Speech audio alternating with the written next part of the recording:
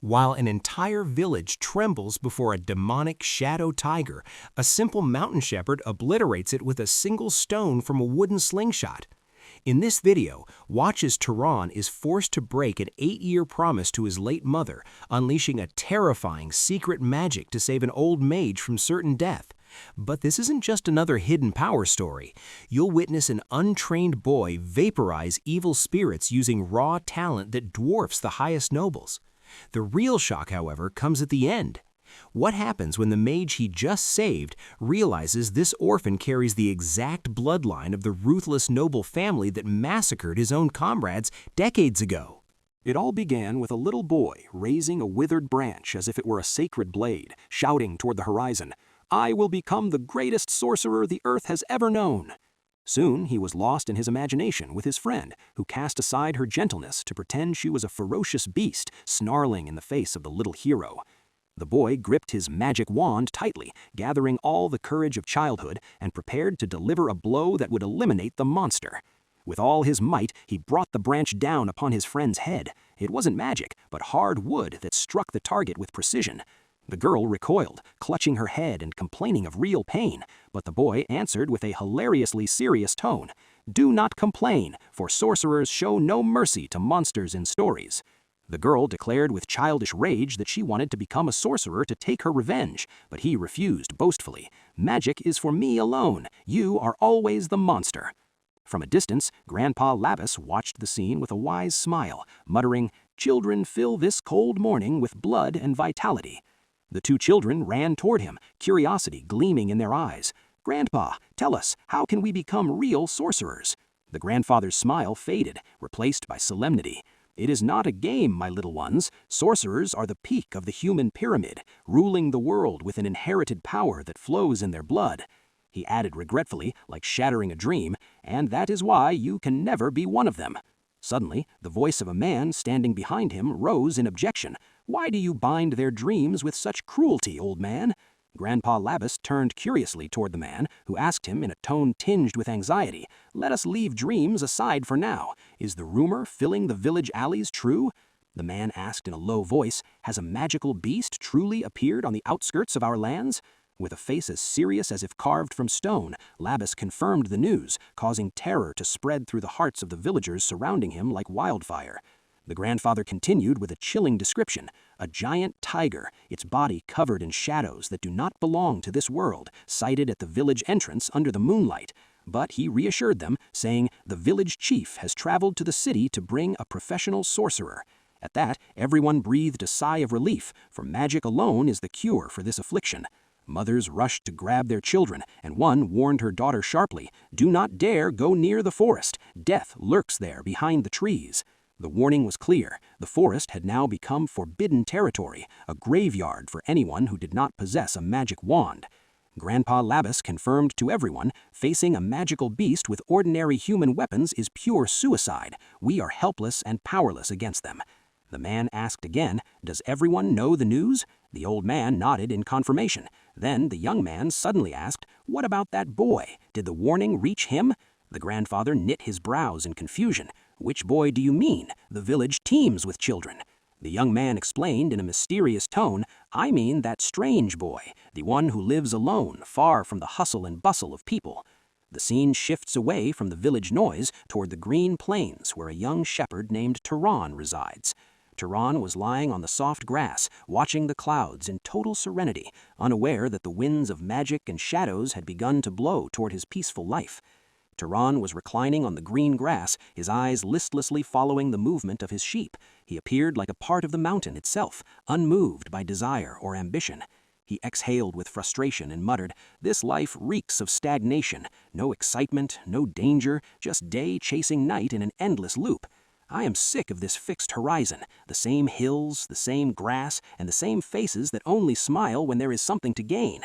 He felt fear creeping into his heart, not of monsters, but of the routine that gnaws at his soul day after day, without anything new knocking at the door of his life.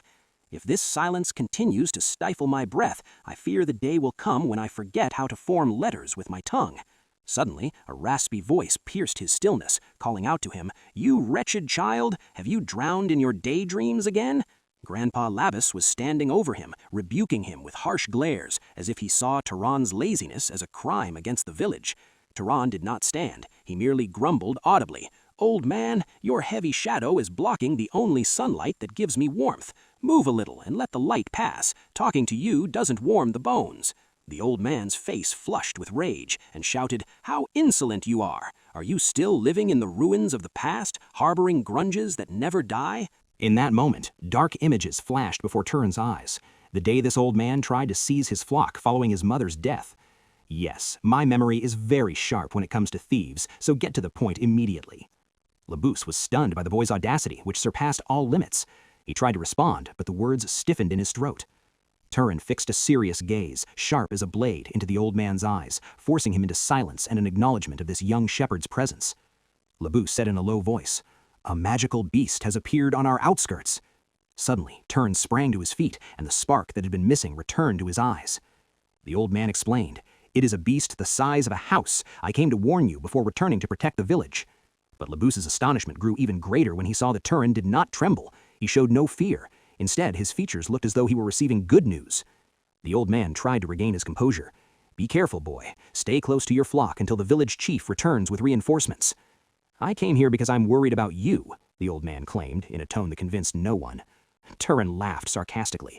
"Worried about me? You're worried about the meat and wool these sheep represent. You don't fear for my life. You fear for the loss of your potential inheritance."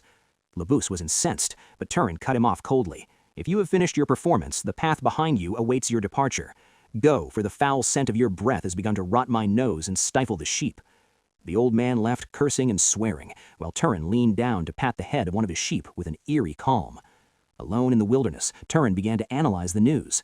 The magical beast was not a nightmare to him, but the new thing he had long awaited to break the world's boredom. Mana, the essence shared by sorcerers and magical beasts as eternal rivals.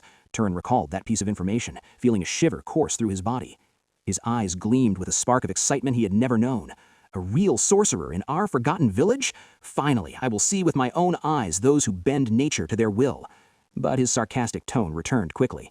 "Even so, I don't expect miracles. Any sorcerer who agrees to come to a rural village at the request of its chief must be nothing more than a novice."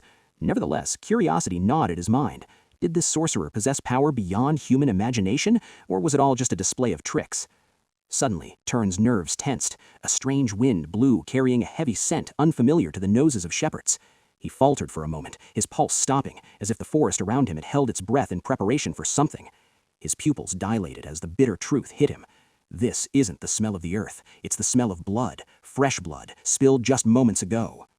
At dusk, when light blurred into darkness, Turan decided to penetrate the forest. He tracked the bloody trail to see what horror had occurred behind those trees. He walked with a caution that rivaled that of wolves, placing his feet silently over the branches, his eyes warily scouring the shadows. He was confident in his intuition. The scent guided him like a black light towards the heart of the chaos. As he advanced, the smell became suffocating, and the bitter taste of blood began to fill his throat as if the very air had been stained red. And in that critical moment between the dense trees, Turan stopped abruptly, the blood freezing in his veins from the horror of what he saw. The scene was devastating. Grandpa Labus and several villagers lay scattered like human wreckage after a brutal attack that left no life in them. He let out a deep sigh of sorrow. Despite his dislike for Labus, he never expected that scent to be the old man's final breaths. Turan realized in that moment that ordinary predators do not leave behind this kind of organized and terrifying devastation. He concluded with a chilling certainty. This destruction is not the work of ordinary claws and fangs. It is the madness of dark mana. It is the act of a magical beast. Suddenly, he heard a sound like rocks crushing under immense pressure behind his back. From the folds of the thick shadows, a massive claw emerged, a blade of bone and darkness that sliced through the stillness of the place. The magical beast finally materialized before Turan, and the moment of confrontation arrived that would decide the young shepherd's fate. In this moment, memory returns to the little boy who once asked his father, "Father, is it true that magical beasts are invincible?" His father answered in a voice filled with helplessness, "Son, ordinary men have nothing against them but to pray for a swift death. Without magic, we are merely insects beneath their feet." The boy's voice trembled as he clung to his father's cloak. "What will become of us, father? Will the shadows swallow us?" His father reassured him with a gentle touch, attempting to hide his anxiety behind a mask of calm. "Do not fear, my son. The village chief has not left us to our fate. He has set out to bring a great sorcerer, a man who tames the impossible to protect us." the boy asked, his eyes fixed on the horizon. And is the sorcerer, is he truly stronger than that beast Grandpa describes? The father answered with sacred certainty. Sorcerers are exceptional beings. Rivers of power flow in their veins from birth. It is said that their words are swords, and with a single whisper they can erase the mightiest monsters from existence. Returning to the present, Turan stands face to face with the shadow tiger, a beast dripping with death and darkness, its eyes radiating deep-seated malice. Yet the shock was not the beast, but Turan himself. The young shepherd stood with legendary steadiness, without a flinching eye or a trembling hand, as if fear were a word that had never entered his dictionary. Turan parted his lips and uttered a single word, cold as the grave: death.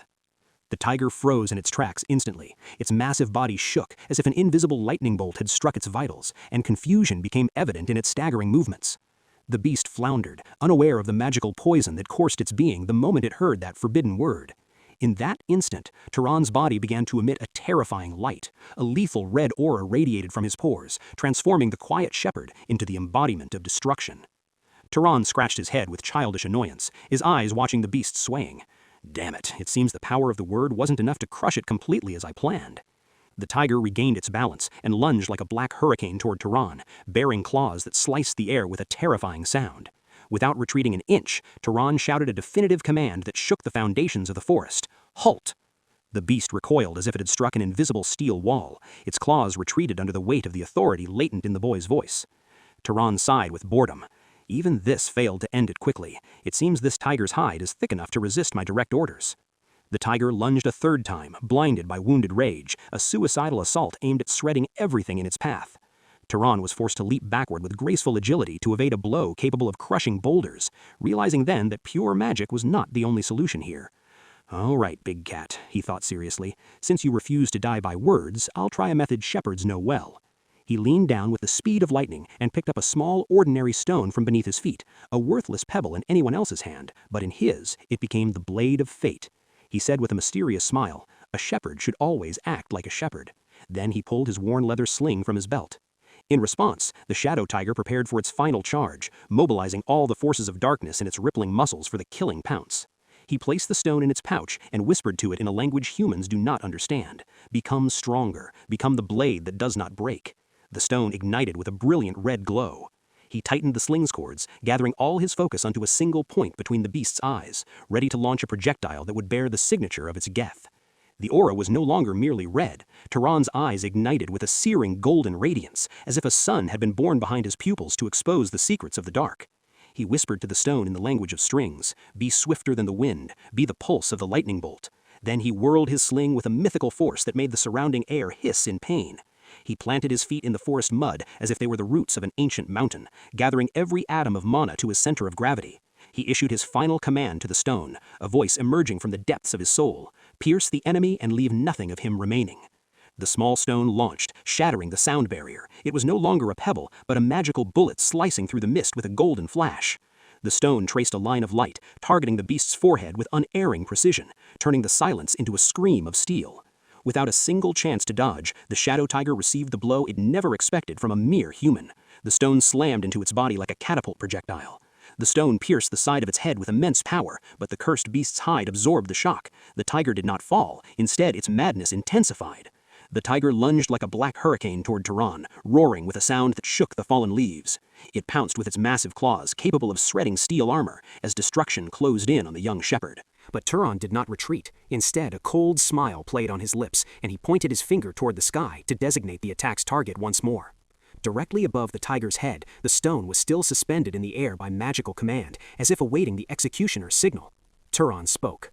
The small stone plummeted from above like a falling meteor, aiming for the fatal weak point in the gargantuan beast's skull. It scored a direct hit that split the darkness. Mana exploded inside the tiger's head, ending its predatory journey forever. Turan stood still amidst the dust of battle, the cool breeze caressing his hair as if nothing had happened. The tiger's massive body fell before him like a collapsing mountain, slamming into the earth with a final thud that signaled the silence of the forest. He commented coldly while looking at the corpse. "This was the first time I tested my words on a real magical beast. The result is acceptable." He grumbled, thinking about disposing of the carcass over the cliff. "Damn it, I've done a free favor for those village bastards who don't even deserve a spit from me." Here we discover the truth he hid from the world. This simple shepherd is in fact a natural-born sorcerer, a being who bends reality with his tongue. He remembered how the curse began 8 years ago, when he was a 10-year-old child, discovering that his will was stronger than gravity. He used to amuse himself by making pots and objects float around his small home, turning his simple reality into an arena of wonders. He called his mother with innocent, childish excitement. "Mother, look, the firewood is flying like birds." He thought he was giving her a gift. But his mother's face bore nothing but terror. She was not happy with that power. She saw in it an omen of doom that would burn their peaceful lives forever. "I can command the fire to warm us and make the wind drive the rain clouds," little Turan said with the coolness of a child discovering his toys, and the echo of his voice still resonates in his memory today. In that moment, her mother let out a scream that shook the walls of the cottage. It was the first and last time she would see her delicate features distorted by terror and rage. The little boy stood bewildered, unable to understand why his magical gifts were met with such violent rejection, as if he had committed an unforgivable sin. The mother sank to her knees before him, grasping his shoulders with her trembling hands. "Turan, look into my eyes. We must talk about this light that comes from your fingers." She asked him in a faltering voice, "Do you love your mother? Do you want us to stay together in this little house for a long time?" He answered with childish sincerity, "Yes, mother, forever." There she carved into his heart the vow that would change the course of his life. She made him swear a solemn oath by the dim light of the fireplace. "Promise me, my boy, that you will never awaken this power again, and that no living being shall see what you can do. Stay ordinary, Turan, for excellence in our world is a death sentence." The boy did not grasp the weight of the words, so he asked innocently, "Why? Aren't we like the heroes in the stories?" She reminded him of the tales of nobles and knights she used to tell him before bed. He nodded his head. "I remember them well. Those stories that draw the map of the world, where the title of sorcerer is both a crown and a curse. The nobles are the sacred lineage descended from the blood of the ruler Freya, the savior of humanity. They are the undisputed kings of magic and masters of the world. As for the knights, they are the product of the great blood of nobles mixing with the blood of mortal humans, a lineage that possesses strength but lacks political immunity." The mother praised his intelligence, then explained the bitter truth. Because of this, nobles are treated as gods, while other sorcerers remain at the mercy of fate. In a whispering voice, she revealed the great secret. "You inherited this power from your father's veins. He was a great knight, but he paid dearly for his strength. You carry a forbidden legacy, my son. The magic of knights is the treasure coveted by tyrants." She warned him sternly. "The world outside this village teems with mighty nobles who view knights as mere slaves to serve their whims. If your secret is known, your life will end in shackles." With a sad smile mixed with hope, she asked for her final oath. "Swear to me that this secret will remain buried in your chest as treasure is buried in the depths of the sea." We return to the bitter reality, where Turan says to himself, 8 years have passed since that day, and my mother's command is still the compass that guides my steps. He looked out the window at the towering mountains. "I will never break this promise. My magic will remain my secret, and my strength will not be a display for those who do not deserve it. I have no desire to leave this mountain, nor to give up the calm of my simple life for blood-stained glories." Suddenly, the silence of the house exploded with the sound of violent noise coming from outside, as if the forest had decided to storm his seclusion. The walls of the wooden cottage shook under the impact of rapid strikes, and a voice screamed, demanding it be opened immediately. An unknown person shouted from behind the door, "Turan, come out, shepherd! The village is burning, and we need you!" Turan placed his hand on the doorknob, feeling the coldness of the metal, realizing that the moment of hiding had ended, and the world had finally come knocking at his door. Turan opened the door slowly to find a group of village men before him. Their faces were flushed with blood, and their eyes burned with a blind hatred, as if they had come to scorch the earth beneath his feet. He showed no agitation. Instead, he let out a provocative, sleepy yawn and asked in a sleepy voice, "What drove you to leave your burrows at such a late hour? What do you want from me?" Before they could utter a word, he added with a sarcastic smile, "Or have you come to frame me for Labus's blood, which hasn't even dried yet?" One of them lunged and violently grabbed Turan by the collar, screaming in his face, "You insolent bastard! How dare you mock us while you are stained with shame?" The man accused him, his voice trembling with rage. "You used that poor old man as a bait for the beast to save your own skin. You are the real killer, Turan." Turan remained still as a marble statue. Not a single hair on his head shook, and his eyes observed these holy men with a terrifying coldness. He slowly removed the man's hand from him and said with the calm that precedes the storm, "I understand perfectly the malicious intent behind this circus you've staged in front of my house." They wondered with angry astonishment, "What are you talking about, you lunatic?" He answered them in a tone dripping with venom. "You are looking for a scapegoat to blame for your own cowardice. You left an elderly man to face death alone while you hid behind your locked doors, and quite simply, you want to slaughter me to wash your filthy consciences." The man lost his temper and lunged crazily to land a powerful punch toward Turan's face, attempting to silence the truth that exposed their hypocrisy. But Turan tilted his head at the last moment with incredible agility, leaving the man's fist to strike the empty air. During his evasion, he thought coldly, magic is the most suitable solution to discipline these nuisances without breaking much of a sweat. With a sudden movement, Turan directed a powerful headbutt to the man's forehead. The sound of the collision made the others recoil in fear. Inwardly, he contemplated the philosophy of power. The sincere desire to do something is the fuel that ignites mana and transforms imagination into a tangible reality. Turan whispered a hidden command, a single word that no one heard. Fall. Suddenly, one of them tripped as if the earth had tilted beneath his feet, falling face first into the mud. Turan commented to himself, no need to overdo it. A tiny amount of magic is enough to break their false pride. He began to walk among them with a regal calm, while they tried to pounce on him, only for their limbs to betray them every time. He moved with extreme reservation, careful that their eyes would not catch a glimpse of the glow of his true magic, for a secret is too precious to be revealed for the sake of scum. He picked up a sturdy branch from the ground and began delivering precise, painful strikes to the joints of anyone who approached him, as if he were herding a stray flock. With lightning speed, he took control of the rhythm of the fight, continuing to discipline these hypocrites who had come to give him lessons in morality. It wasn't long before it was over for everyone who dared to knock on his door. They lay on the ground, groaning in pain under the moonlight, while Turan stood over them like an unbending blade. He looked at them with contempt, remembering bitterly that he had lived for 8 years swallowing his intelligence and strength to protect himself from their treachery and endless hypocrisy. Turan cast a final look full of contempt at the bodies sprawled in the mud and said in a cold voice, instead of wasting your breath screaming here, if you had used this energy to dig a grave worthy of old Labas, it would have been more honorable for your cowardice. From the shadows, a group of village women emerged. Turan grew wary and asked in a sharp tone, have you come to participate in this farce as well? One of them answered in a trembling voice, no, we only wanted to see with our own eyes the boy who defied everyone. A heavy silence fell over the place, broken only by the rustling of trees, before Turan pointed toward the prone men. Take these fools away from my doorstep. The stench of their hypocrisy makes me sick. He entered his house and locked the door, sitting down to think about the consequences. Going to the village tomorrow will be like walking through a minefield. Those bastards do not forget an insult. They will undoubtedly try to use Labas's blood to pressure me in trade. They will offer meager prices for my crops and sheep as a form of punishment. But he clenched his fist and smiled sarcastically. I don't care. If they try to tamper with my livelihood, I will teach them the same lesson again, for striking is the only language hypocrites understand. I believe the bitterness they tasted today will keep them away from my borders long enough for me to regain my peace. Knock, knock. Suddenly the door shook with quiet but confident taps. Turan knit his brows in bewilderment. Have they truly lost their minds to return a second time? He rushed to the door and flung it open violently, shouting at the caller, which of you longs for his end tonight? My patience has run out. But he froze in his tracks. It was not a villager, but a mysterious man with sharp features, a neatly groomed black beard, and wearing the clothes of a traveler who had crossed thousands of miles. Turan asked cautiously, who are you, and what brings a stranger to the outskirts of this mounting? The stranger bowed with a polite apology. Please forgive me. I am a traveler who has lost his way. I was looking for shelter for the night, but it seems I have intruded at an inappropriate moment. Turan felt embarrassed, and his sharpness receded. I apologize for my rudeness. I thought you were one of the nuisances I just drove away. He remembered his mother's advice about hospitality and politeness. He felt the strangeness of the situation, since he had never used this soft tone with anyone in the village before. Turan's eyes fell upon the sword hanging from the man's belt, a blade that spoke of experience and majesty. He smiled strainedly and said, a swordsman in these rural parts, that is rare. If you are looking for a comfortable inn, you have knocked on the wrong door, for my house is but a shepherd's hut.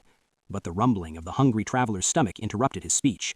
Turan felt the responsibility of a host and decided to let him in despite his doubts.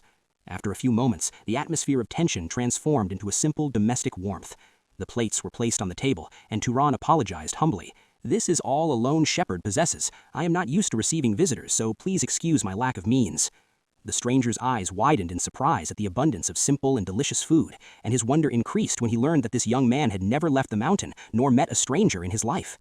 Turan explained as he poured a drink, I was born in the embrace of these peaks, and raised among my sheep. This mountain is my only world. The stranger began to observe him with deep interest, studying his composed movements and the gaze that hid an intelligence ordinary shepherds do not have. Turan enjoyed his drink in silence while the fire danced in the hearth, announcing the beginning of a night unlike any other.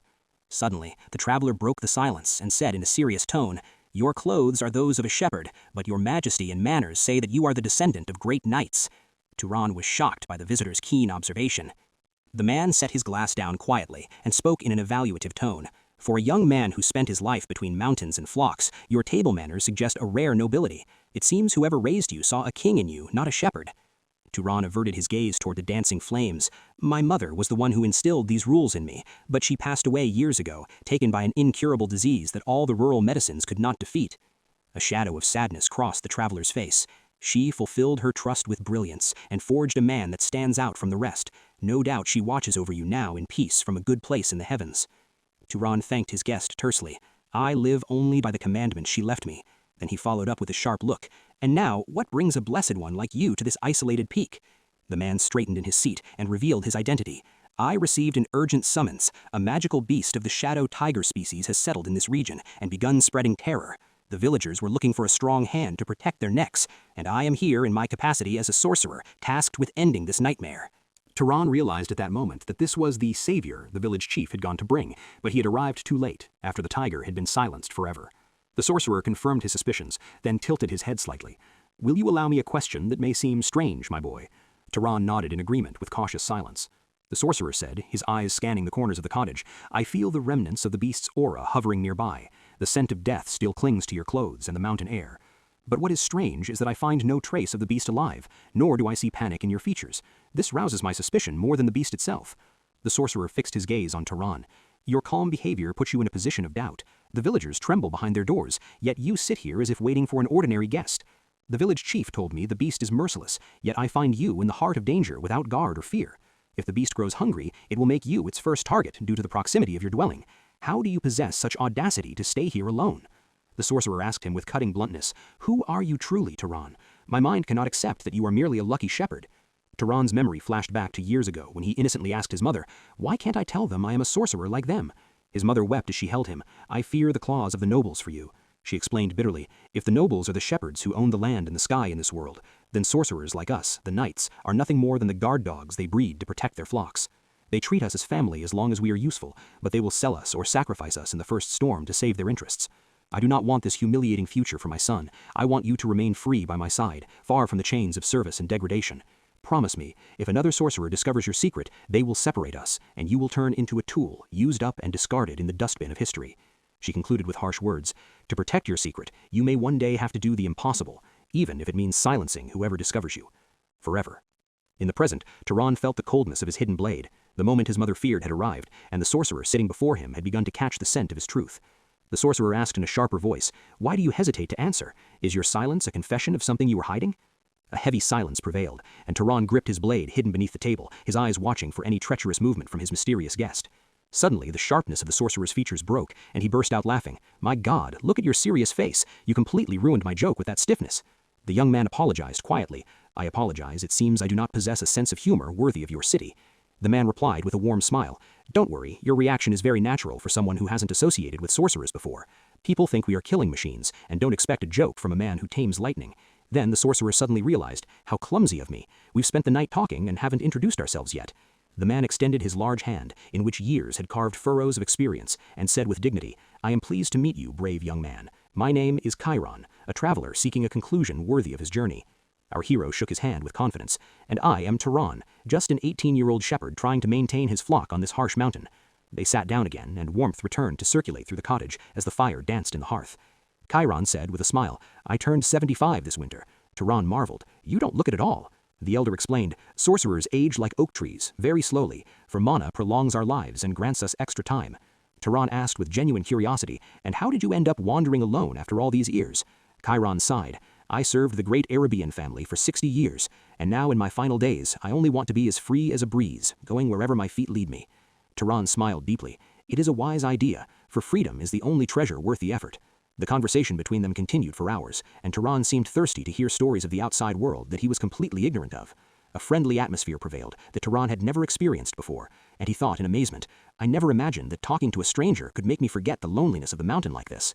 Time passed like a dream, and they did not notice until the first threads of dawn emerged from behind the peaks, announcing the end of an exceptional night. Chiron stood up, stretching. How wonderful! I didn't feel the night pass in your company. It's time to depart, for the road does not wait for the laggards. He left shiny silver pieces on the table. This is pure Arabian silver. Accept it as payment for your generous meal, and let it be a memento from a passerby. Turan accepted it with gratitude. Thank you, and I wish you the best of luck in your hunt for that tiger. Chiron laughed and waved his hand. Don't act as if it's an eternal farewell. I might return one day for a free meal if you become a wealthy shepherd. As soon as the hidden magical command was issued, the sheep froze in their tracks, the sounds of grass munching ceasing as if time itself had stopped. Their heads all turned toward Turan in an eerie harmony, then rushed to gather around him like soldiers obeying their general, surrounding him in a protective ring of wool and safety. Turan sighed as he contemplated the horizon. That was the first time I faced another sorcerer face to face. I didn't know that talking to a stranger could grant me this much relief. As he patted the back of one of the ewes with his rough hand, the echo of Turan's voice returned to him, that clarity and joy he had never encountered in the greedy villagers. He concluded within himself a warm truth. Of all the faces that have crossed my life, Turan was the only one who carried a kindness untainted by self-interest. But his thoughts soon darkened. I have always seen knights as hunting dogs bound by the chains of the nobles. How will Turan fare on his path now? He wondered with a hidden anxiety. Will Turan find his purpose on Mount Sile, or will he collide with the emptiness of the forest now that I have crushed its only beast? Meanwhile, Turan was making his way through the dense trees, his experienced eyes scanning every corner for a trace of the shadow tiger. He knit his brows in bewilderment. The forest that was said to be teeming with monsters was eerily silent, devoid of any offensive mana. He came across the traces of a fierce battle, broken branches and upturned earth, yet strangely he could not sense any lingering demonic aura indicating the beast's presence. Leaning against a mangled tree, he muttered, "Is it possible that another hunter preceded me and took down the beast?" He considered the possibility that the village chief had hired another secret sorcerer, or that an unknown hero had passed through and cleansed the area. A flood of relief washed over him. The important thing is that the nightmare has ended and the village is finally safe. Suddenly, the smile froze on his lips, and his expression of relief shifted to pure horror that made his hair whiten even more. He turned in terror, as if a silent scream had pierced his ears. He sensed an extremely malevolent presence, an energy that did not belong to the world of the living, approaching him rapidly. From the heart of the pitch-black darkness, a massive claw dripped with a putrid substance, as if it had emerged from a grave forgotten for centuries. The tiger that Turan had killed appeared, but it was no longer an ordinary beast. It had transformed into a distorted monstrosity, its body a blend of viscous shadows and protruding bone. Turan cried in shock. My God, it has been turned into a demonic spirit. It has been resurrected from death in an even more evil form. Panic filled his heart as he wondered who in this world possesses the folly or the cruelty to do something of such an atrocity. He found no time to analysis as the claw of the undead tiger lunged like a sledgehammer to shatter the rock he had been standing on. With a swift movement defying his age, Turan leapt, evading the lethal attack, his mana igniting around his body like a shield of light. He shouted, warning himself, "This is what happens when a foolish sorcerer kills a beast and does not absorb the remaining mana in its corpse. No true sorcerer could commit such a catastrophic error." Turan soared into the air, using flight magic to escape the jaws of the demonic spirit that roared with a sound like the shattering of souls, realizing that the true battle had only just begun. Who struck down this monstrosity and left its carcass to desecrate the earth with the mana of death? Turan wondered in bewilderment, watching the demonic spirit sway before him like black smoke. It is impossible for this to be the work of a novice knight. A novice would fall dead before even glimpsing this tiger's shadow, let alone killing it. This act bears the signature of a reckless expert. As fireballs formed between his trembling fingers, dark suspicions haunted him. Was leaving the corpse like this an intentional trap? Is there someone seeking to turn this mountain into a focal point for demons? Regardless, there is no time for analysis. I must burn this filth before it consumes the forest. Turan gathered his pride and mobilized every atom of mana in his veins for a final assault. He unleashed a massive burst of energy that took the form of a searing bolt of light, piercing the night's silence as it hurtled toward the tiger's dark heart.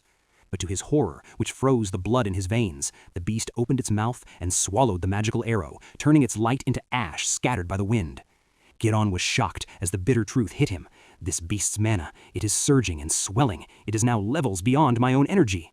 Suddenly, the tiger dissolved into the ground and vanished within its own shadow, leaving the old sorcerer staring into the void in a lethal state of confusion. Turan realized that the beast had not fled, but was using shadow magic to launch a counterattack from an angle no human could imagine.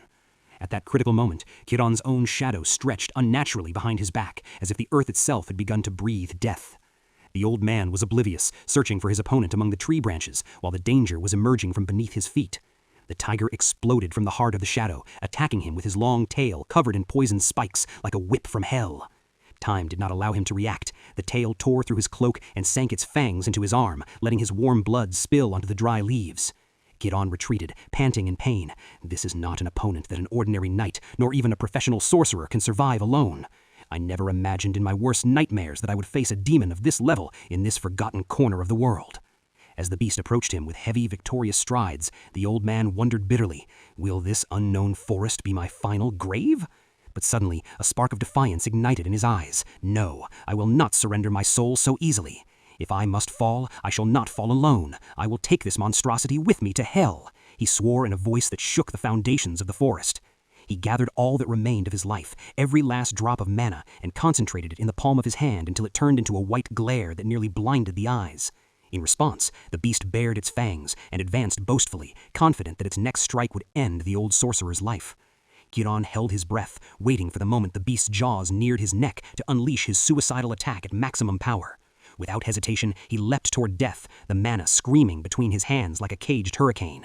And suddenly, a small blue light pierced the darkness of the forest, a light as cold as ice, arriving to sever this dance of death in its final moment.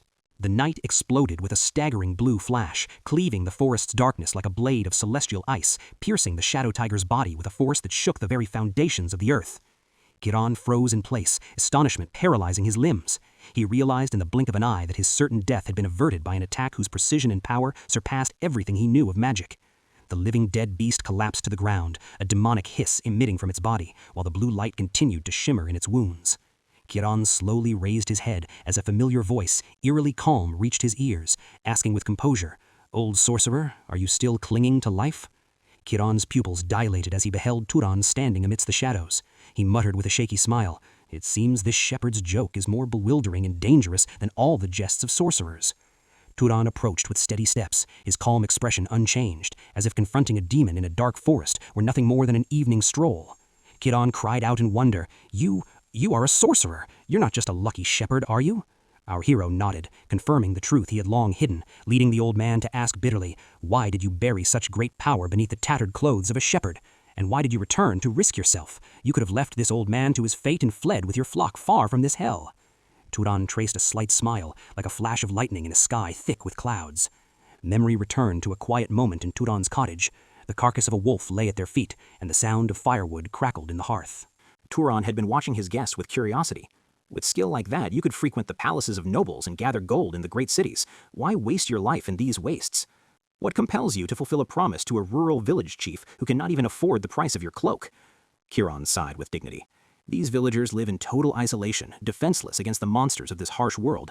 Leaving them to their fate is a sin the conscience cannot forgive. Turan replied coldly, "But that isn't your fault, and you aren't responsible for their weakness. Why carry the burdens of others?" The old sorcerer answered him in a sacred tone. "We sorcerers inherited the power of the ancient rulers. Our power is not a privilege, but a duty. Each of us must follow his own destiny." Turan smiled with pride. "I feel honored when I protect the weak, even though I know not all sorcerers share this nobility. Each of us has a deep well of thoughts." The features of the memory faded, and the terrifying noise of the forest returned. Turan looked into Turan's eyes with a new seriousness. "You said it yourself. Everyone in this world has their own unique way of living their life, and this is mine." Suddenly, the demonic tiger rose from its wreckage, let out a roar that split stone, and lunged toward them in a desperate, horrifying pounce. The two evaded the attack with skill, and Turan shouted in panic, "Turan, run now! This beast has surpassed the level of sorcerers. It is at a pure demonic level." The old man added in despair, "Only a noble of the Freja lineage can defeat it. Go and warn the village. I will stay here to block its path and buy you a few minutes. Leave."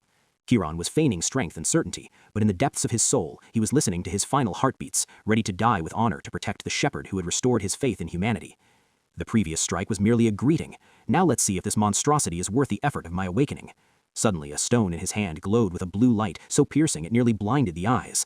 Turan was stunned and recoiled. He realized that the terrifying explosion from moments ago was only a tiny fraction of this boy's energy. "How can this be?" the old man muttered in bewilderment. "A young sorcerer in the prime of his youth, hunting demonic spirits that even the high nobles tremble to mention?" While he was drowning in his questions, the stones and branches around Turan began to float in the air, drawn to his center of gravity, as if gravity itself had submitted to his command. Turan unleashed a gruesome aura, and Turan realized the truth. This is not just a gifted knight. I am witnessing the birth of a being who will shake the throne of the world and upturn the balance of power. Energy began to flow from Turan's pores with a force that made the trees groan, and he smiled wildly. "I have always wondered in my isolation, where do the limits of this fire dwelling in my veins end?"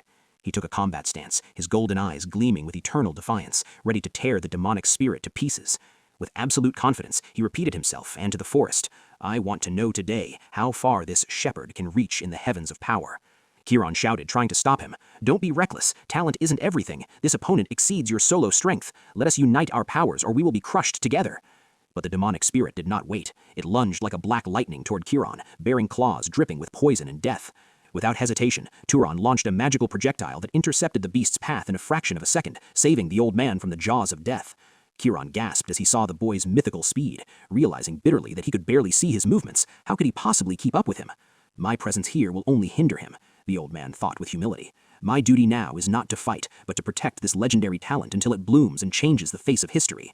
Meanwhile, Turan unleashed a crushing mana explosion. A white flash erased the forest's blackness and destroyed a vast area of ancient trees. However, his features tightened, and he muttered in annoyance, "Damn it, this thing is still breathing. My raw attack didn't cut it from the roots." The beast tried to kick him with massive here claws, but Turan leapt into the air with the grace of a bird, evading the strike by mere millimeters. Turan guided with Rizé. "Turan, demonic spirits do not die by physical strikes, no matter how strong. They feed on physical pain." Turan retreated with a quick dash and asked him, "Then how do I annihilate this shadow that refuses to perish?" Turan answered him with a shout, "You need purifying elements. Use fire or lightning. Only magical elements can tear through the essence of evil spirits." Turan extended his hand, concentrating all his anger and curiosity into a single point. The air around him began to heat to the point of combustion. A searing blue flame shot toward the beast, but the attack seemed to hit a mirror. The beast was absorbing the elements as well, and the battle looked as if it would last forever. Turan wiped the sweat from his brow and looked at the dying flame with frustration. "It's not working. The fire vanishes before it even touches his cursed hide." Turan shouted in a mix of bewilderment and discovery, "Turan, you were trying to strike him with pure force. A sorcerer does not strike a living being directly. He establishes a link or a physical cause that affects them. Is it possible you don't know the simplest basics of magic?" Turan realized the catastrophe now. This boy is the one who killed the beast earlier, but he left it without absorbing the mana from its corpse, and that is precisely why this demonic spirit rose from its remains. The old man's shock doubled as he grasped the greater truth. This raw genius has never absorbed mana in his life. He fights with an innate, inexhaustible reservoir, without the slightest academic training. Turan screamed, guiding him with all his might. "Turan, first create the fire within your own surroundings, manifest it as an independent entity, then launch it with all your malice toward the beast's heart." He explained while monitoring his movements. "Creating fire is easy for any sorcerer, but taming it and controlling its path requires years of tempering and dedication. Do not expect success on the first try." But the words froze in the old sorcerer's throat. Turan had succeeded in manifesting a massive raging flames in a fraction of a second, as if the fire had been waiting for his signal since the dawn of time. Our hero did not waste a single second in wonder. The beast was approaching, and death does not wait for the hesitant. Turan struck the ground with his foot, a blow that shook the earth, and lunged like an arrow charged with a desperate desire to end this nightmare. He launched a fireball saturated with all the mana he possessed, as if a sun had suddenly been born in the heart of the dark forest. Boom! The attack struck the evil eye of the demonic spirit directly, and the place exploded with a light that blinded them both for moments. The body of the demonic tiger began to erode, consumed by the blue flames Turan had created, as if hell had opened beneath the beast's feet. Turan shouted a warning. "Do not stop now. Fix your gaze. Pump the mana without interruption, or the fire will die out and the monstrosity will be reborn. You must burn every atom of darkness in its being. If you leave behind even a single ash, we will not survive this time." Turan closed his eyes, pouring all his hatred for the villagers' hypocrisy and all his love for his mother's promise into those flames, making them grow even fiercer and more intense. And so, under the weight of heat that melted the very rocks, the beast vanished completely, and the demonic spirit dissipated into nothingness. Turan let out a sigh that came from the depths of his soul, his exhausted body relaxing with relief. It is over. What a terrifying monster. The old man thought in awe. That was a spirit that would require a squad of nobles to annihilate, but this simple shepherd, he erased its trace alone. This is something that will take me years to process. I witnessed a martial miracle tonight. Turan asked, looking at the spot of the charred corpse, "Sorcerer, can I go back to my sheep now? Is this game finished?" Turan answered him gravely, "Not before you learn the most important lesson. You must absorb the remaining mana here immediately, or its remnants will summon other beasts." Our hero asked curiously, "And how do I do that?" Turan smiled and said, "It is all in your mind. Imagine yourself as a black hole swallowing all the light around it, and make that energy a part of your blood." Turan closed his eyes, surrendering to the old man's advice, and relaxed his mental defenses. Suddenly, he felt a hidden pull tethering his heart to the smoldering remains of the ash. From the wreckage of the demonic spirit, threads of emerald green energy began to rise like serpents of light, drawn toward the palm of the young shepherd. It was not mere absorption, it was a total invasion. Turan swallowed that mana entirely in seconds, turning the beast's remains to cold, lifeless ash. When he opened his eyes, they were no longer golden or blue. They glowed with a deep green flash, reflecting the power of nature and the mana that had settled within his depths. He felt a heat coursing through his veins, as if rivers of light had carved their way inside his body, opening energy channels that had been blocked since the moment of his birth. Turan stood bewildered, staring at his hands which trembled with a strength he had never known before. What is this feeling? It's as if the whole world is pulsing beneath my skin. Kiran smiled with dignity. It is the magic of the first awakening. You will feel as though you have been born anew, though your mind may need time to process this flood of power. The sorcerer asked him gravely, "Was this truly the first time you have fed on mana?" Turan nodded silently, astonishment still holding him in its grip. Kiran explained the reality of the world. Mana grows slowly like an ancient tree, and the fastest way to refine it is to tear it from beasts, or from the sorcerers you strike down on the battlefield. The old man contemplated the boy with internal amazement. If this is only his beginning, with this innate capacity for control, then we are facing a human monster who will surpass all limits of logic. Turan, you are not merely gifted, you are an exceptional being, a curse or a blessing that will change the face of this continent. Kiran called to him in a low voice to snap him out of his daze, then made a move the young man never expected. The 75-year-old sorcerer bowed with profound respect. "I apologize for my insolence and my poor judgment. Tell me, master, to which noble family do you belong?" Turan was flustered by this sudden submission and waved his hand dismissively. "Stop this nonsense, old man. And look at your arm. The wound is bleeding heavily. My respect won't do you any good if you drop dead from blood loss." They returned to the cottage under the dim light of dawn. There, Turan cleaned and dressed Kiran's arm with the skill of a shepherd accustomed to tending the wounds of his flock. Kiran said in a faint voice, "Forgive my crudeness, and forgive me for dragging you into a battle that was my responsibility. I put your life in danger." Turan replied as he tied the bandage firmly, "I am not an important person for you to apologize to. I'm just a shepherd living on this mountain, and I don't even know who my father is." He looked into Chiron's eyes with absolute seriousness. "Stop apologizing. It's over." The old man yielded before that look which brokered no argument. Chiron went quiet for a moment, then asked curiously, "Why does a sorcerer possessing the power of nobles choose to live as a shepherd of sheep? This garment does not suit the stature of your great soul." Turan sighed. "This was my vow to my mother. She kept repeating to me that this mountain was my only fortress until she drew her final breath. She warned me that the world of nobles below is nothing but a slaughterhouse for talent. They would use me as a tool, then discard me like trash when their purpose is served." Chiron commented solemnly, "Your mother was a very wise woman." Turan felt confused. He had grown used to thinking his mother's commandments were born of excessive fear, and he never imagined a professional sorcerer like Chiron would endorse such isolation. Chiron broke the silence with a tone of solemnity. "My son, your mother was not exaggerating her fears. She was reading a reality written in blood long before you were born. You carry in your veins a power that does not merely attract mana, but attracts conflict and ambition like a magnet, exactly as happened 2 decades ago." The sorcerer recalled memories of the bloody war. 20 years ago, the world was ignited by the fires of conflict between the great noble families. Back then, I was a loyal servant of the Arabian family in its war against the tyrannical Zahar family. In a single battle, I saw thousands evaporate like smoke. Out of 3,000 magic-armored knights who served Arabian that day, 900 of them fell within hours, leaving behind a forest of shattered weapons and cold bodies. The old man's eyes darkened. Unfortunately, my comrades, the friends of my lifetime, and everyone with whom I shared my bread and salt were among that third that did not taste survival. The war did not stop at friends. It consumed my family as well. My wife and son perished under the weight of the enemy's magic, and nothing remains of my tree but a dry branch. Me. So yes, your mother was right. A knight's life withers faster than a flower in a child's hand. But despite her wisdom, she miscalculated one thing. Turan knit his brows with curiosity. What did she fail to calculate? Chiron admitted in awe. The extent of the miracle that dwells within you. You crushed a demonic spirit with a brilliance that I myself did not possess when I was your age. Your potential, Turan, transcends the limits of knights. You possess an innate talent that rivals and perhaps surpasses the summits of the nobles themselves. You are a jewel that lost its way to the mountain. Turan remained silent, watching the flames consume the wood, while the walls of his old reality crumbled. He whispered to himself in doubt. Was the story of my father being just a knight, a white lie from my mother to keep me by her side? Chiron explained, the world is full of rarities. Among the greats, a child without a spark may be born, and among the commoners, a titan with the rank of a noble may emerge. Therefore, you must leave this peak. The world is waiting for you. Turan asked him, and why should I leave my peace for a world that is burning? The old man replied, because humanity still lives in narrow fortresses. We are not yet the masters of this world, and there are monsters waiting for someone to tame them. But he quickly apologized with a smile. Forgive me, I forgot that you haven't studied the secrets of mana and the alphabets of the lineages. Chiron explained, what distinguishes a noble from a knight is the lineage ability. These are mysterious inherited traits that grant their owner a superiority no one else possesses. Traits that do not need to be learned, but flow in the blood. He asked with interest, tell me, Is there a magical act you found suspiciously easy, or a strange ability you possess without consuming a single atom of mana? Turan thought deeply.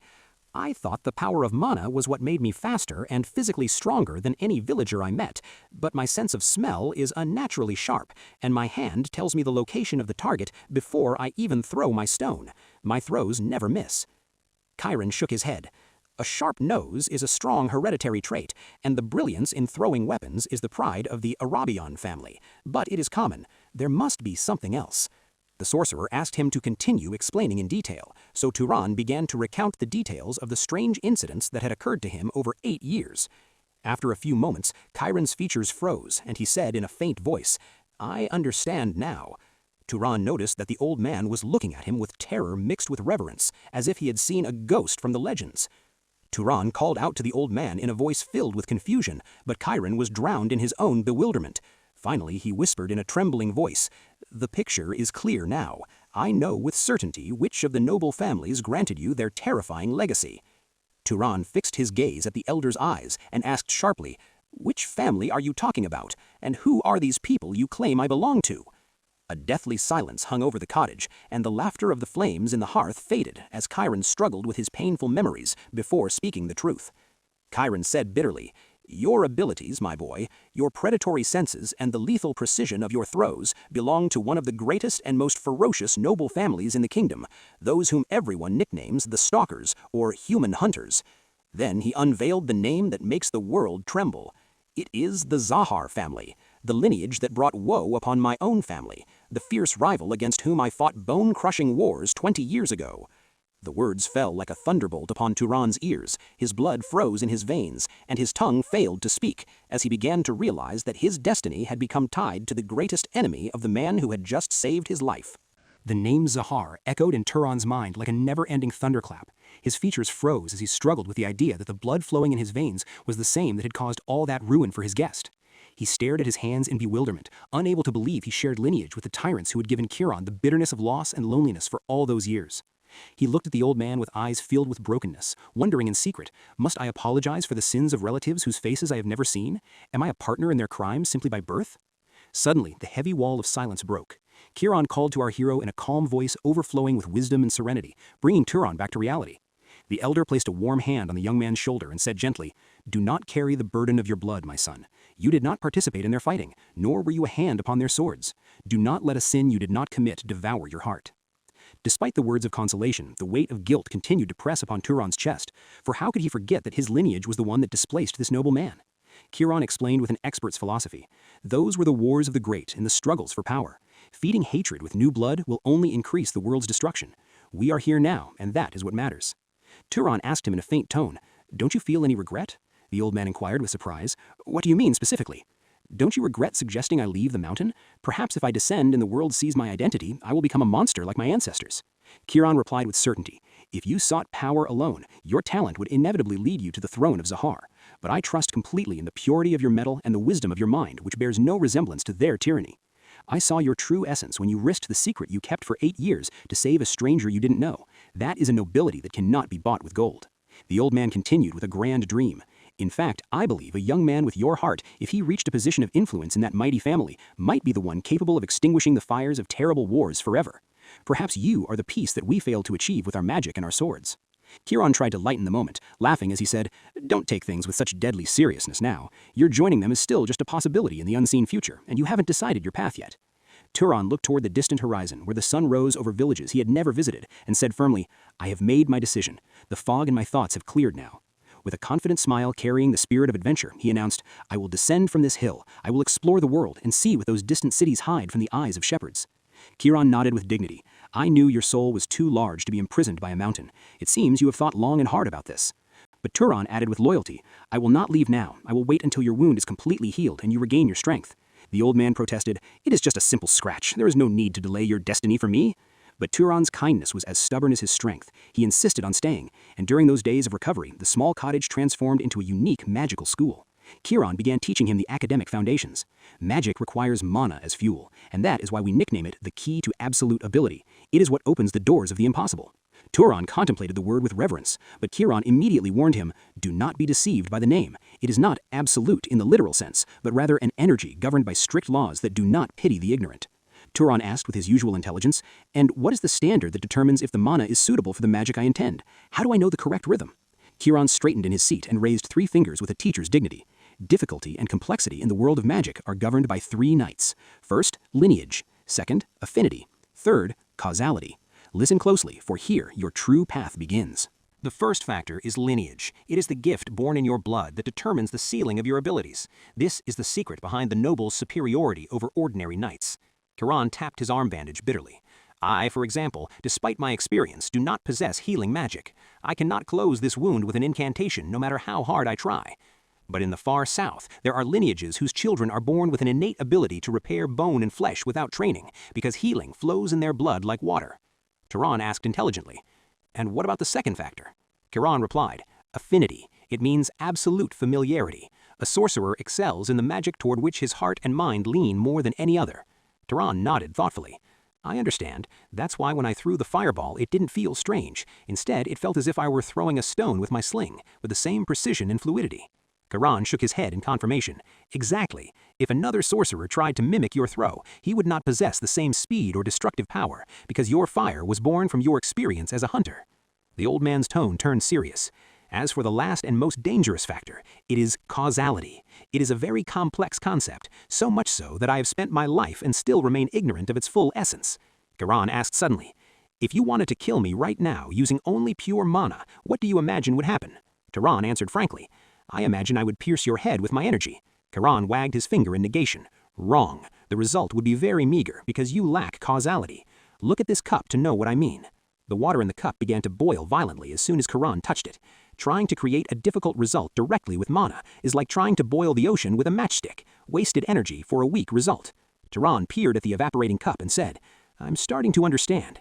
To strike down an enemy, instead of just wishing for their death with mana, I must create a logical cause that leads to their death. Like summoning a fireball and launching it? Fire burns by its nature, and the launch delivers it to the target. This natural sequence makes magic more lethal and less consuming. Turan was fascinated, his eyes widening. What a genius! Your mind analyzes magical dilemmas as if you were a scientist who spent his life in laboratories, not a shepherd in the mountains. Turan cut in, questioning. I control the mountain animals easily, so why do magical beasts refuse to obey me? Turan explained, the difference is the mana reservoir. Beasts possess a strong ego that protects their will from being breached. The conversation continued until the early hours of dawn. Every word the old man spoke opened horizons for Turan he never dreamed of. Turan realized at that moment that a great sorcerer is not just one who possesses immense energy, but one who understands the laws of existence and harnesses them to serve his will. Turan asked quietly, and the Tsar family, my bloodline, what is their special magic that everyone fears? Turan answered gravely, infiltration, tracking, and total invisibility. They are the ghosts of the kingdom. Now, try to summon that ability within yourself. Turan agreed without hesitation. He closed his eyes and focused on a single point. I don't want anyone to feel my presence. No sound, no smell, not even a shadow. Suddenly, thick white smoke began to rise from his body, surrounding him like a cocoon of nothingness, amidst Turan's silent amazement. Turan wondered from behind the curtain of smoke. Did something happen? Did I succeed in creating the link? In the blink of an eye, Turan's body vanished from the chair completely, as if he had never been there at all. Turan stood stunned, staring at the empty seat, and shouted in fascination, You did it! You have vanished completely from my sight and my senses. Welcome to the world of the stalkers, O descendant of Tsar. Turan's body stiffened and his hand trembled. Seeing that ability again was not merely a magical display, but a reopening of wounds from a past whose blood had not yet dried. He scanned the corners of the narrow room. It was completely empty. Not a trace of Turan remained. No shadow, no sound, not even the presence of a living being. The air suddenly rippled, and Turan reappeared in his place. The old man breathed a sigh of relief and whispered, It has been an eternity since I saw this ghost lurking in the light. This is the skill that made the Arabian knights tremble in their tents, the ability to erase one's existence that distinguished the elite assassins of Zahar. But he added in a didactic tone, Despite its power, remember that invisibility is not a god. It has gaps and weaknesses known to experts, and you must beware of them. Turan decided to grant the boy the keys to survival and began teaching him secret training methods to refine his raw magic and transform it into a disciplined weapon.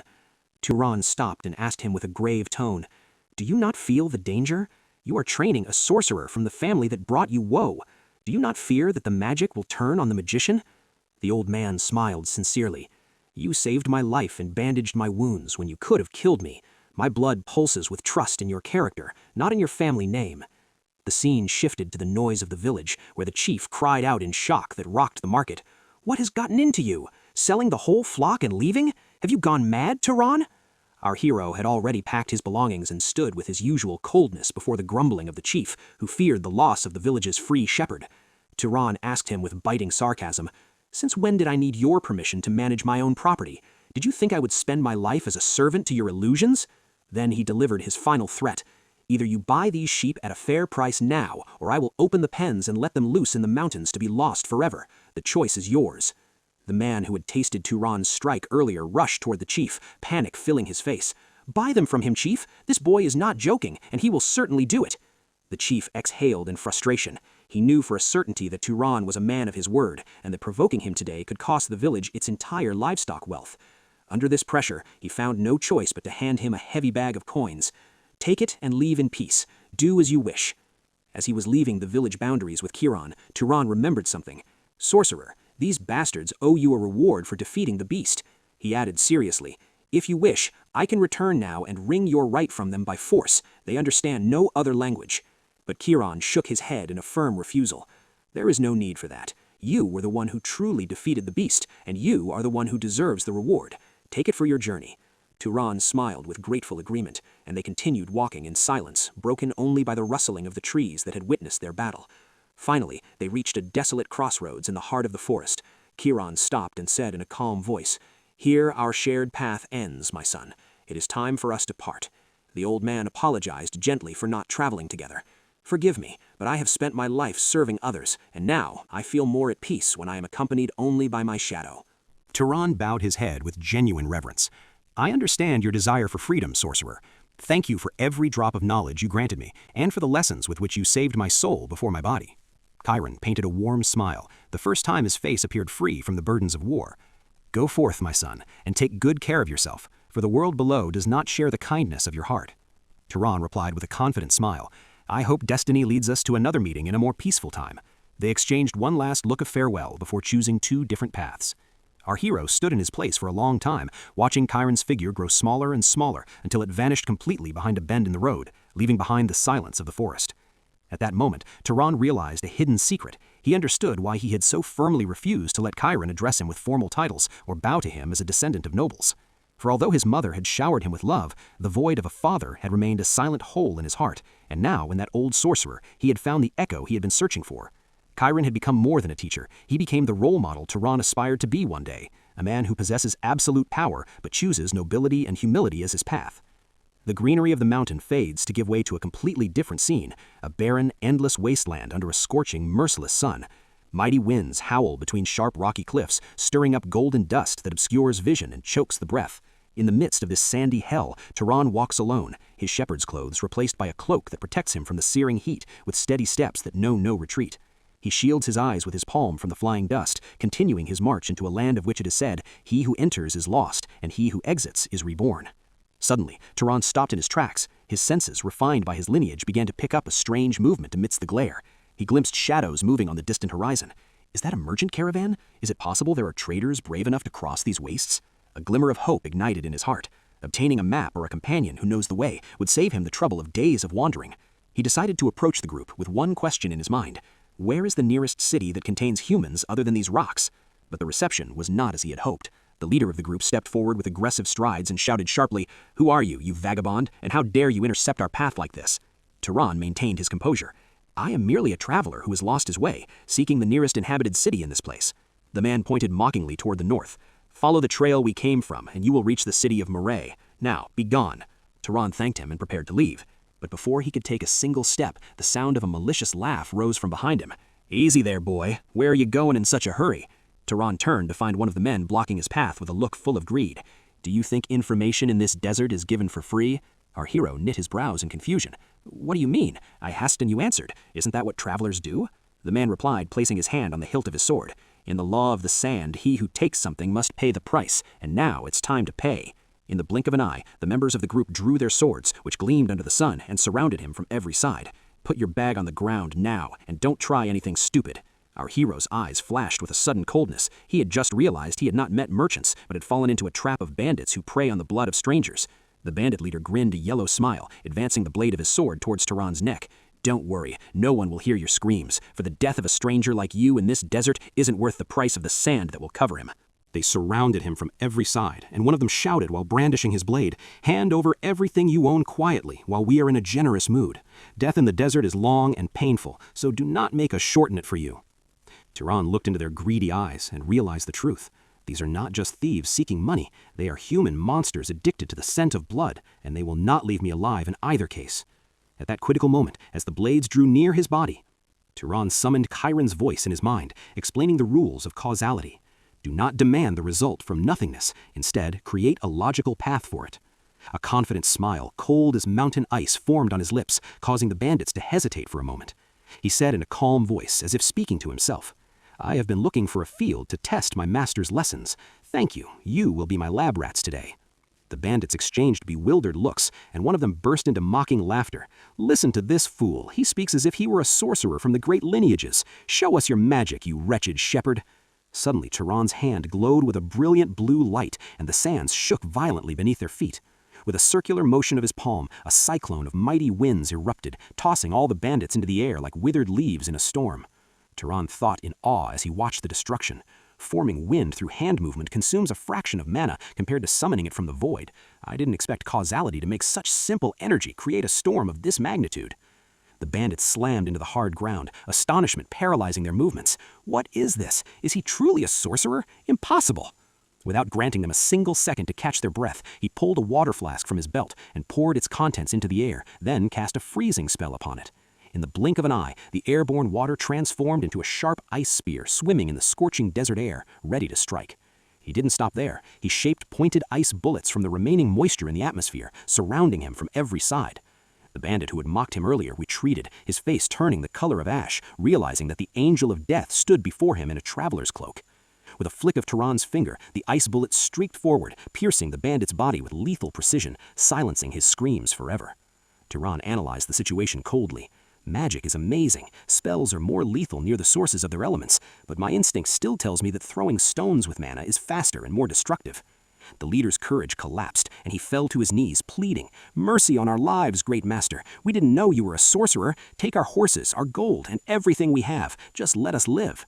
But his treacherous eyes were watching the daggers of his remaining followers. They were feigning weakness to gain a few seconds for a betrayal. Turan sensed their treachery and stomped on the ground with all the mana strength he could muster. The earth exploded beneath them, and pointed stone pillars emerged like mountain fangs, piercing the bandits' bodies and hoisting them toward the sky in a majestic and terrifying scene. The leader froze in his place, staring in horror at the corpses of his followers dangling from the stone pillars, their faces masked in a pure terror they had never seen, even in their worst nightmares. His mind could not process the tragedy. Within minutes, his invincible group had been turned into human wreckage at the hands of a single boy who hadn't even blinked. Turan stepped forward with calm strides toward the collapsed bandit leader, who began to plead in a humiliated tone. "I will answer anything. I will be your guide, your slave. Just keep that blade away from my neck." Our hero paused and asked in a mysterious tone, "Why did you attack me with such recklessness? Did it not occur to you that a lone traveler in this wasteland might hide the power of a sorcerer beneath his clothes?" The leader answered, his voice trembling, "All that happened was because of your manners. You bowed to us and thanked us with such excessive perfection. That is what lured us into the trap." The thief explained bitterly, "We thought you were easy prey because, in our world, the strong do not bow, nor do they act politely with strangers. Your dignity deceived us." Turan silenced for a moment, then nodded. "Thank you. I have just learned a valuable lesson from a thief. It seems that politeness in this world is interpreted as weakness." A glimmer of false hope appeared on the leader's face. He thought the polite boy would forgive him and let him go simply for hearing the truth. But directly above his head, a single drop of water began to float in the air, slowly transforming into a pointed ice blade gleaming under the sun. Turan recalled Chiron's final advice, "You will meet many faces on your path, and some will try to exploit your kindness to tear you apart. Have no pity for the scum of the earth. Bandits who have grown accustomed to harming the weak do not deserve a second chance. Turan now understood the meaning of that severity. Forgiving a human wolf out of pity is not nobility. Rather, it is a crime against 10 innocent people who will fall into this thief's grip tomorrow if you leave him alive. Turan said with a cutting coldness, "I have been delayed long enough. It is time for my departure, and time for your reckoning." With a swift movement, it was all over. He continued his journey into the heart of the desert, leaving behind an eternal silence shrouding the corpses of the traitors. He followed the wheel tracks of the wagon left by the bandits, disguising himself in the garb of a traveling merchant to blend in with any caravans he might encounter. For the first time since leaving the mountain, he felt a weight in his chest. A single thought carved its way into his mind. "I have taken human lives tonight." A sting of guilt pricked him, but he quickly summoned Chiron's warning to fortify his heart. He had no other choice to stay alive. He knew for a certainty that one who steals lives without blinking would return to do it again. Thus, his death was the only way to protect the innocent. The journey continued for days under the glare of the sand, until the wheel tracks began to disappear and merge with firmer soil. Suddenly, his feet stepped upon green grass once more. The scent of damp earth brought back memories of distant Mount Sail. Turan finally reached the edge of a new world, a world buzzing with life, colors, and a noise he had never known. He stopped, astonishment silencing his tongue. He could hardly believe his eyes as he saw the architectural grandeur looming before him. In the distant horizon stretched a giant city, centered by a legendary palace whose towers touched the clouds. That was Murai, the pearl of the north and the center of power. A city pulsing with movement, where the dreams of nobles meet the blood of knights, and here the true legend of Turan would begin. Turan stood in his tracks, astonishment storming through his mind. His eyes had never fallen upon such a vast multitude of people, buzzing in one space like a raging beehive. He raised his head, contemplating the towering architecture and the engravings decorating the walls. Everything seemed different and formidable compared to the humble mud houses of his mountain village. As he pushed his way through the crowd, he inhaled a mixture of spice scents, leather, and din, feeling for the first time a total certainty. "I have entered the beating heart of true civilization." The glint of colorful fruits caught his eye, so he approached a fruit seller who received him with a broad, commercial smile. "Welcome, boy! What does your heart desire from our orchard today?" Turan answered with calm, rural honesty. "My apologies. I am not here to buy at the moment. Rather, I am searching for my way." He recalled Kieran's advice echoing in his ears. The first thing you do when you set foot in the city is search for a safe inn to shelter you from the treachery of the night. As soon as the merchant learned that Turan was not a customer, his features shifted to a scowl, and he shouted rudely, "Then do not stand here and block my path. Begone and seek your information far from my goods." Turan was amazed by this sudden shift and blatant insolence. "Is there an unwritten law that forces me to buy before I am allowed to ask for directions?" To overcome the obstacle, he pointed to some apples and asked for their price. The man answered in a dry tone, 6 dubs for one, and payment is in advance." The merchant began to examine him with curiosity as he saw him take out his coins. "You seem like a complete stranger to these lands. If you do not have dubs, I accept the exchange of other currencies, I do not mind." Turan paid the price in silence, so the merchant quickly changed his tune. "Follow this straight road, then turn right at the great square and look for a building with a bright blue roof. It is the largest in that area. It combines being a boisterous tavern and an inn for the night." Indeed, Turan reached the intended building and stepped inside. Upon entering, she was greeted by an employee named Lena with an extremely friendly smile, and she did not miss the opportunity to praise his distinguished appearance in her usual manner with travelers. Turan asked her directly about the cost of staying for one night, politely ignoring her compliments. She informed her that the price was 16 dubs per day, so he nodded in agreement and decided to rent the room immediately. He handed her the bag of money but stopped her before she could leave. "There is an important matter I would like to inquire about before I go up to my room." Lena grasped the money skillfully, and intense interest appeared on her face. Strangers who pay generously often carry interesting questions. He asked her gravely, "Are there demonic beasts wreaking havoc nearby, and have rewards been posted for those who crush them?" His goal was to absorb mana to strengthen his magic and gather money to secure his journey. Silence prevailed for a moment, and Lena seemed as if she were weighing her words, which prompted Turan to ask her, "Why did you suddenly go quiet? Is my question that strange?" Lena replied with commercial coldness, "In Murai, sir, nothing is given for free. Even answers have a price." Then she added, pointing politely, "You must head to the City Hall. That is where the secrets you seek lie." Confusion appeared on Turan's face. "City Hall? What do you mean by that term?" Lena laughed with light mockery. "What a naive country boy. The hall is the city's administrative heart. That is where public affairs are managed, and employees work directly under the local governor's command. Go there, and you will find the hunted dead list." Lena pointed toward the window where the city lights had begun to fade. "In any case, the hall is closed now. Bureaucracy does not operate under the moonlight. I advise you to go with the first rays of dawn if you are serious about hunting. The good opportunities are snatched up before the sun fully rises." She tilted her head curiously and asked him, "Tell me, are you truly a soul hunter?" Turan gave her a puzzled look, not understanding this newly coined title once again. She laughed lightly and explained, "There's an old rumor that says ordinary humans can transform into sorcerers if they drink the mana of demonic beasts. Is this your impossible dream?" Suddenly, a massive, rough hand settled on Turan's shoulder, and a booming voice cut through the conversation. "Whoever dares to call the truth a ridiculous myth is a fool who doesn't know how things are run in the shadows." Our hero turned to find a man of giant stature, wearing worn leather armor that reeked of battle. It was Maidan, one of the most famous beast hunters in the tavern. Maidan confirmed in a confident tone, "It is an absolute truth. I have seen humans awaken their powers after a bloody hunt." Lena gasped in amazement. "Maidan, have you returned alive from the Black Forest?" Maidan replied, wiping sweat from his brow, "I swore that the dust would not cover me until I reached the rank of sorcerers." At that, Turan brushed the man's hand off his shoulder with cutting coldness. Maidan apologized for his intrusion, but Turan's curiosity had been piqued. "Tell me more. How can hunting transform a mortal body into a vessel for mana?" The hunter explained enthusiastically, "Sorcerers grow stronger by hunting, don't they? Therefore, logic says that absorbing a beast's energy at its death must leave an impact on ordinary humans as well." Maidan reeled his companion sitting in the corner. "We dedicate our lives to chasing those monstrosities, longing for that moment when the spark of magic ignites within us." Turan asked quietly, "And has any of you succeeded?" Maidan sighed with a broken spirit. "It is as rare as miracles. In this massive city there are only 4 sorcerers, the governor and his chosen disciples." Maidan examined Turan's simple clothes and his hands, which were empty of swords. "But look at you. Do you even possess a weapon that could scratch the hide of a small beast?" With quiet confidence, Turan pulled his old sling from his belt. Maidan caught sight of it and laughed. "That thing? It looks like it has only seen wars against rabbits and mountain foxes." Our hero replied coldly, "I can throw a stone the size of an egg at a speed that pierces armor." But Maidan shook his head. "In Marais, that is only good for hunting dinner, not for facing the demons of the forest." Despite his mockery, Maidan added seriously, "My group needs someone skilled in long-range combat. What do you think about joining us? Hunting in a group is safer."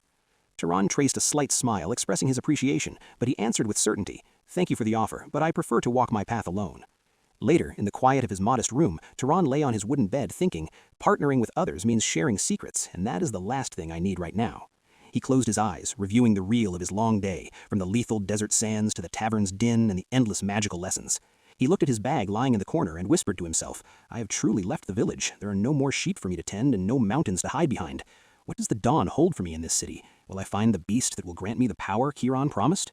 Suddenly, in the stillness of the night, a firm and unexpected knock pierced his room door, making his senses alert in seconds. He sat up quickly, his hand feeling for his sling and stones, and asked in a cautious voice, "Who was knocking at this hour?" Not a forest of beasts, it is a forest of humans, and the predators within wear elegant clothes and smiling faces.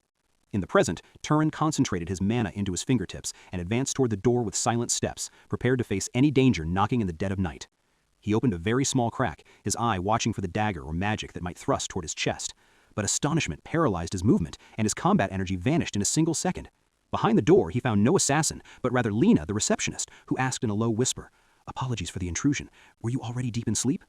Turan was flustered and took a step back. The beauty and cunning of the city were attacking him now in a way he had never trained for on the mountain. Lena approached, feigning concern. "I thought the room might be too cold for you on this desert night, so I came to see if you needed some extra warmth." Turan asked her stoically, "What do you mean? Is there a problem with the heating system?" She looked at him with sly admiration and said, "The matter is too plain to explain, country boy." The young woman offered her services for a small sum of money, to which Turan asked coldly, "And what if I have no desire to buy your so-called warmth?"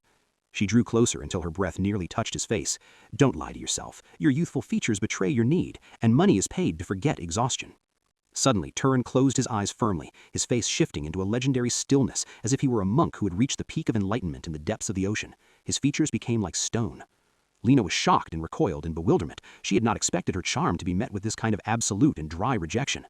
In that moment, the specter of Chiron appeared in our hero's memory, laughing warningly, "Beware of falling into the snares of the inn-girls, Turan. Those flowers in the cities often carry poisoned thorns and malignant diseases that devour a sorcerer's body before his soul. Do not follow your fleeting desires and fall into a trap you will regret for the rest of your life. Keep the mana of your body pure." Lena left the room muttering angry words, her pride shattered before the statue that had refused her offer. Turan sighed and bolted the door. Life in Marais is truly exhausting. The fruit seller sells words, and Lena sells warmth. Everyone is biting into my money bag. How can humans demand a price for the simplest feelings or the most trivial information? Is this the world I promised my mother I would see? In the dark corridor of the inn, the beast hunter Maiden was approaching his room, and one of his followers asked him with disapproval, "Why do you care about that newcomer? He doesn't even look capable of slaughtering a chicken." Maiden answered with a rough laugh, "His fatal arrogance will make him a tasty meal to lure the beasts. That way we can pounce on them while they're busy tearing him apart."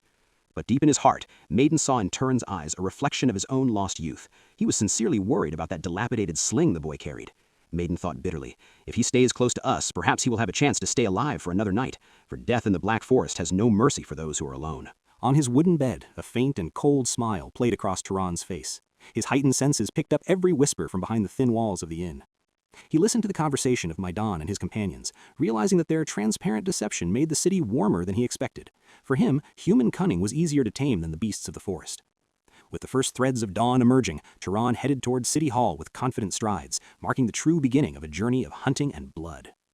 Inside, an official received him with dry formality and asked in a robotic tone, "How can the governor's office assist you, traveler?" Turan asked him calmly, "Are you an official employee here?" The man raised his eyebrows in wonder. "Does my appearance suggest otherwise? I am the voice of the governor in this department." Turan got straight to the point. "I have come to request a license to hunt demonic beasts." The pen fell from the official's hand, and he was seized by bewilderment at the boy's audacity. In that moment, Kieran's voice rang in his mind. "The world will not smile upon you, my son, nor will it roll out the red carpet just because you ask for it. There is no reason for strangers to show you mercy. The only way to force them to respect you is through the language of power alone. Prove to them that you are a sorcerer, and only then will you see heads bow to you in reverence and fear." The official handed Turan the application form cautiously and warned him in a stern tone, "Look at the poster here. It is strictly forbidden to take it with you. The laws do not play around." When Turan's eyes fell upon the drawing on the poster, he asked with feigned innocence, "Is this a magical crow?" The official mocked him loudly. "A crow? Do you see it as a cat, for instance? I doubt you have the talent to distinguish beasts, so how will you even kill it?" The man alerted him, "You must bring the entire carcass. If the mana is not purified, it will turn into an evil spirit to wreak havoc, and purifying it requires a professional sorcerer." Turan replied coldly, "I know the rules well." The official added threateningly, "Leaving the corpse of a magical beast behind is a crime punishable by immediate execution." Our hero remembered his past with evil spirits and said firmly, "I will not repeat the mistakes of the past. I will bring you what you requested." Turan asked, "Do the knights not hunt these beasts?" The official laughed with disdain. "The knights maintain the refined order of the city. They have no time for the filth outside. This kind of blood-stained work is reserved for wretches like you looking to earn their bread in the forests." Turan left the hall without another word, while the official's gaze followed him coldly. The man thought gloomily, "Another corpse to be added to the wreckage of the walls. The young are always in a hurry for their demise." However, only a very short few moments passed before the doors of the hall shook violently. Suddenly, the massive carcass of the magical crow thudded onto the marble floor, a deep and piercing wound in its chest dripping black blood. The officials froze in their places, their pupils dilating in absolute shock. The boy had only left the premises a few minutes ago. Turan stood over the carcass calmly, coolly wiping his hands, and said, "I finished it off on my own. Is the reward ready, or do I need another proof?" Turan stood calmly while everyone looked at him with a sacred sort of terror. He asked in a dry tone, "I have brought the carcass as requested. Where is my reward?" The official's forehead broke into a sweat, and he stammered, trying to pull himself together. Yes, of course. We will pay you immediately, Master Hunter." With a trembling hand, he handed him a heavy bag of coins and added, "Here, go and rest for a while. Surely a battle like that must have drained your energy." Turan did not turn to acknowledge his words. Meanwhile, the staff crowded around the carcass in amazement. The wings were perfectly intact, as if they were a work of art. How did he manage to kill a blade crow without scratching a single feather? This isn't hunting, this is terrifying precision. One of the employees noticed that Turan had not moved. He remained standing like a rock, staring at the mission board. The employee asked cautiously, "Why haven't you gone to sleep?" Turan surprised him with an even weightier question. "Are there other beasts on the list worth the effort? Give me the hardest one." The employee was shocked, feeling a sense of vertigo. Is this boy not satisfied? He just returned from the brink of death and is asking for more, as if he's going for a stroll. The scene shifts to the dining hall of the inn, where the table groaned under the weight of the finest dishes and most expensive delicacies, sights the villagers had never seen. Lena stepped forward, putting the finishing touches on the feast, and said in awe, "I never imagined in my life that a boy as thin as you would defeat 30 demonic beasts in just 3 days." She commented while watching the glint of gold in his pocket, "You must be the richest person in this tavern now." Meanwhile, Turan was devouring the food with an indescribable hunger. He paused for a moment and said seriously, "Money is just a means, Lena. My true goal is much further than mere pieces of metal. The mana latent within those beasts is what I seek. Every beast I bring down increases the flame of power in my veins." Turan noted with pride that his mana reserves had multiplied several times since parting with Kieran.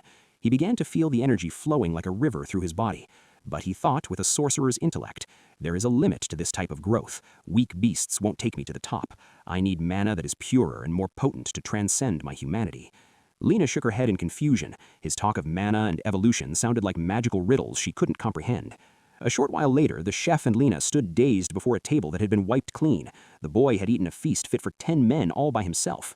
Lena said in wonder, "Where does all that meat go in your thin frame?" The chef smiled with pride. "I haven't cooked with this much passion in years. It gladdens me that you appreciated my effort." Turan thanked him with dignity. The meal was perfect, exactly what my exhausted body needed. As he prepared to head up to his room, a thick, coarse hand shattered his piece, grabbing his clothes from behind with violence. He was surrounded by a group of hulking bullies. One of them said with disgusting mockery, "What a lucky little shrimp. You eat all this fancy food and leave your comrades hungry?" He added with a sallow grin, "We heard your bag is overflowing with gold. How about you donate some charity to poor city folk like us?" Turan didn't wait to hear the rest of their nonsense. With lightning speed, he spun around and delivered a devastating punch that shattered the bully's face, leaving him reeling in humiliation. Turan looked at him with lethal coldness and said with biting sarcasm, "Weren't you asking for charity? Take this punch as a down payment. Do you want more of my generosity?" The bully's rage boiled over, and he screamed in Turan's face, "Don't act high and mighty with us, you vagabond!" He swung a wild punch with all his might, but our hero dodged it with a grace that made his opponent look as if he were striking thin air. Turan didn't wait long. He countered with a focused strike that sank into the man's gut, sending him flying back to crash into the tables in a scene that silenced everyone. His companion rushed forward in hatred, picking up a heavy wooden chair and swinging it toward Turan's head in a desperate attempt to crush his skull. With staggering coolness, Turan raised a single hand and stopped the violent assault. The wooden chair shattered against the sturdiness of his unshaken hand. With utter disdain, Turan flicked his finger against the attacker's forehead as if brushing a feather out of his way. A tiny burst of mana exploded upon contact, and the man fell to the ground unconscious, leaving the tavern in absolute shock at this absurd display of power. Lena's scream pierced the silence. She appeared with angry features and a flushed face, seeing the chaos that had struck her workplace. She shouted at the top of her lungs, "Enough! Savage brawling is not permitted inside this hotel. Anyone who wants to fight can go to the forest with the beasts." Later, the scene shifted completely. We see the bullies bowing in humiliation and brokenness, offering a heartfelt apology to Turan. Maidan stood before Turan.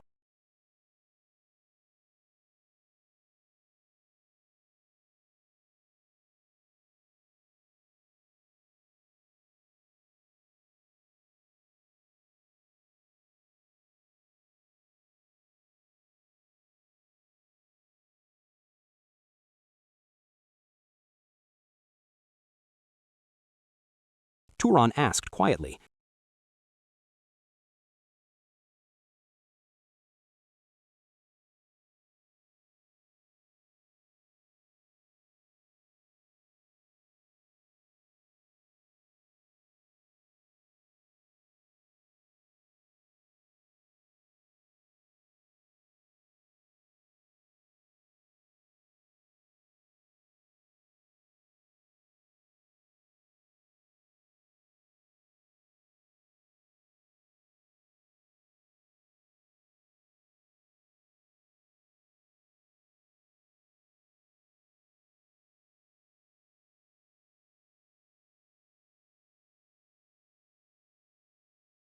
the scene shifts to the outskirts.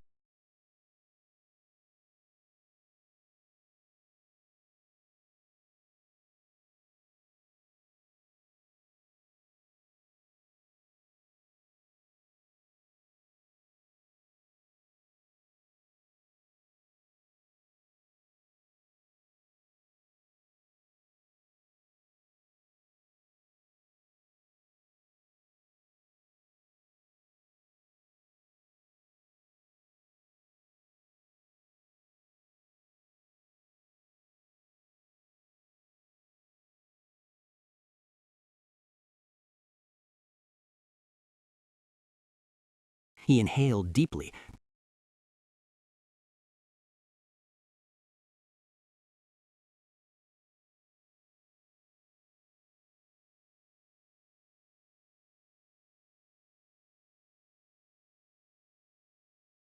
He stopped abruptly before a